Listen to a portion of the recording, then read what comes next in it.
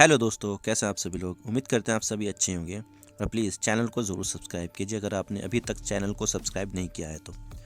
रूस और यूक्रेन 3 महीने से चल रहा गतिरोध आखिरकार युद्ध तक पहुंच गया है और रूस लगातार यूक्रेन पर बमबारी कर रहा है और मिसाइल से हमला कर रहा है और रूस की ग्राउंड फोर्स लगातार अटैक कर रही है और बहुत सारे शहरों में रूस ने मिसाइल अटैक किए हैं। लेकिन यहाँ पर यूक्रेन भी रेजिस्टेंस दिखा रहा है और उसने रूस के कई फाइटर जेट को मार गिराया है और यहाँ पर यूक्रेन से लोग भागना शुरू कर चुके हैं और बाहर निकलने के लिए लंबी लंबी लाइन लगाई है। लोग एटीएम से पैसे निकालने के लिए लंबी लंबी लाइनों में लगे हुए हैं। लोग खाने पीने की चीज़ें खरीद कर भर रहे हैं। सरकार ने वहाँ लोगों को घरों में रहने के लिए बोला है और मेट्रो स्टेशन बंकर का काम कर रहे हैं। लेकिन ये खबर आती है कि रूस ने चेरनोबिल न्यूक्लियर पावर प्लांट को अटैक करके अपने कब्जे में ले लिया है। चेरनोबिल पावर प्लांट इतना इंपॉर्टेंट क्यों है? क्या ये यूक्रेन को पूरी तरह इन्वेड करने का रास्ता है? तो जानते हैं इस वीडियो में आगे। तो सबसे पहले हम चेरनोबिल के बारे में जान लेते हैं कि ये इतना सिग्निफिकेंट क्यों है। तो यहाँ पर यूक्रेन के पीएम ने बोला है कि चेरनोबिल न्यूक्लियर पावर प्लांट को रूस की सेना ने अपने कब्जे में ले लिया और ये एक बहुत बड़ा झटका है यूक्रेन के लिए, क्योंकि मैं आपको बता दूं कि चेरनोबिल रूस के हाथ आने से अब पूरे यूक्रेन को इन्वेड करना आसान हो जाएगा। क्योंकि अगर आप इसकी लोकेशन देखोगे तो ये जो यूक्रेन की राजधानी कीव है उसके बहुत ज़्यादा नज़दीक है। बेलारूस की सीमा पर स्थित है चेरनोबिल न्यूक्लियर पावर प्लांट। लेकिन यहाँ से यूक्रेन की राजधानी कीव काफ़ी नज़दीक है, जिससे यूक्रेन को कब्जा करना आसान हो जाएगा। अगर देखा जाए तो ये कहा जाता है कि अगर किसी देश को कब्जा करना हो तो अगर आपने उस देश की राजधानी को कब्जे में ले लिया तो समझ लीजिए आपने पूरे देश को कब्जे में ले लिया। और रूस यहाँ पर वास्तव में ऐसा ही कर रहा है। उसने हैवी शेलिंग और बॉम्बिंग से चेरनोबिल को अपने कब्जे में ले लिया है। आप देख सकते हैं कितना नज़दीक है चेरनोबिल कीव से। और लगातार ईस्ट साइड में, साउथ से, नॉर्थ ईस्ट साइड से लगातार बमबारी चल रही है। पूरे यूक्रेन में ऐसा ही हो रहा है। और फिर उसके बाद रूस की ग्राउंड फोर्सेस कीव की ओर जाएगी, जिससे कीव को कब्जे में लेना आसान हो जाएगा। लेकिन सवाल यह आता है कि चेरनोबिल पावर प्लांट तो बेलारूस की सीमा के पास है, तो रूस वहाँ कैसे पहुँचा? तो मैं आपको बता दूं कि बेलारूस में आज के समय अलेक्जेंडर लुकाशेंको का शासन है, जिसके बारे में कहा जाता है कि ये यूरोप के आखिरी तानाशाह और बेहद ही प्रो रशिया है और जो चीज़ पुतिन ने कह दिया वो ये करते हैं, यानी पुतिन की कठपुतली है।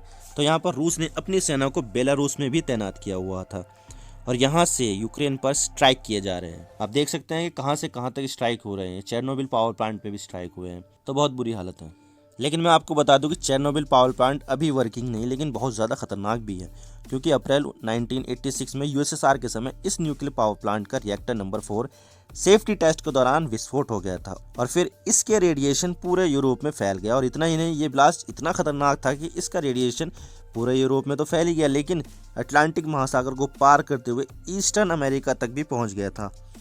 चेरनोबिल डिजास्टर दुनिया की अब तक की सबसे खतरनाक न्यूक्लियर और इंडस्ट्रियल डिजास्टर है, जिसके ऊपर कई सारी फिल्में भी बन चुकी हैं।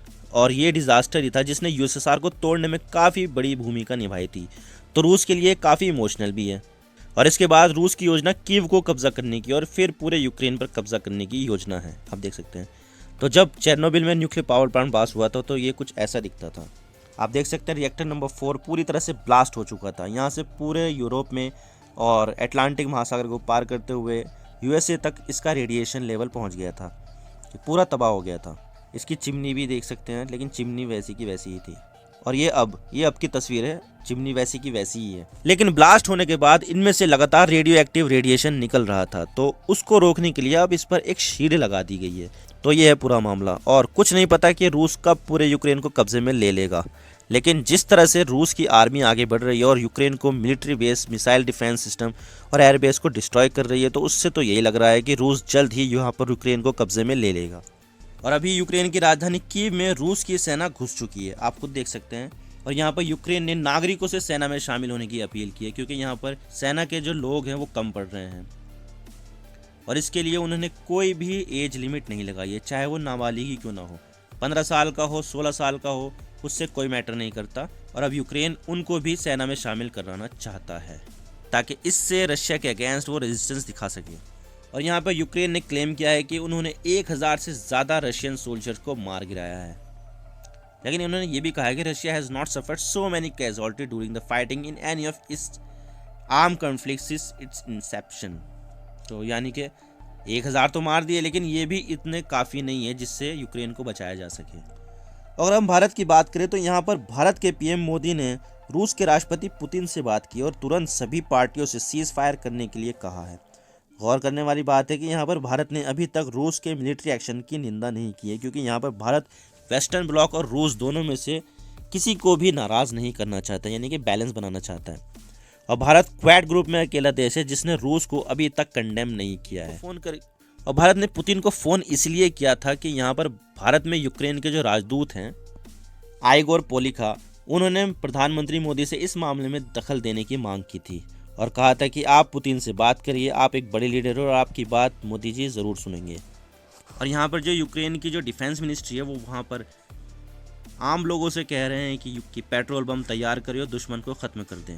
और इसके अलावा उन्होंने पेट्रोल बम बनाने की जानकारी भी सोशल मीडिया के ज़रिए लोगों को दी है और लोगों को 18,000 मशीन गनों को कीव में वॉलेंटरी डिस्ट्रीब्यूट कर दिया है और उनसे कहा है कि ये उन सभी लोगों को दिया गया है जो हाथों में हथियार थामकर राजधानी की रक्षा करना चाहते हैं। और इसी बीच चीन ने रूस को अपना समर्थन दिया है।